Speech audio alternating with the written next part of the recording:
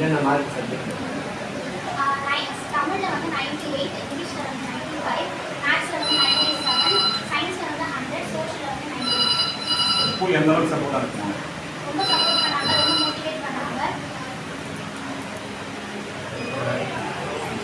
என் பேர் ஆஷிகா. நான் 488 எடுத்துட்டேன். ஸ்கூலில் செகண்ட் ரேங்க் செக்யூர் பண்ணியிருக்கேன். சப்போர்ட் பண்ண என் கிளாஸ் டீச்சர், பேரண்ட்ஸ், பிரின்சிபல்ஸ் எல்லாருமே. என் பேர் நம்பிதா.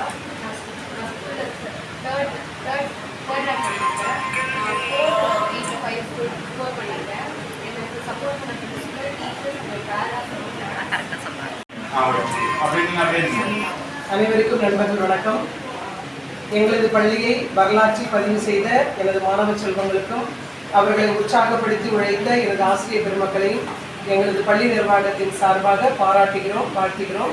எமது குழந்தைகள் சமுதாயத்தில் மிக சிறந்த உயர்ந்த இடத்திற்கு செல்ல கடவுளை பிரார்த்திக்கிறோம். வரலாற்றில் மிக சிறந்த பதிவுகளை அவர்கள் ஏற்படுத்த எங்களது ஜெபங்களும் வாழ்த்துக்களும்.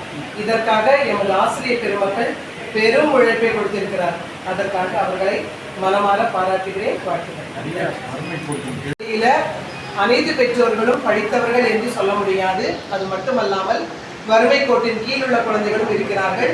மிக சிறப்பாக பயிலும் மாணவிகளுக்கும் அதிலும் ஏழையாக இருக்கக்கூடிய மாணவிகளுக்கும் கல்வி சலுகை, கட்டண சலுகை வழங்கப்படுகிறது எங்களது பள்ளியில்.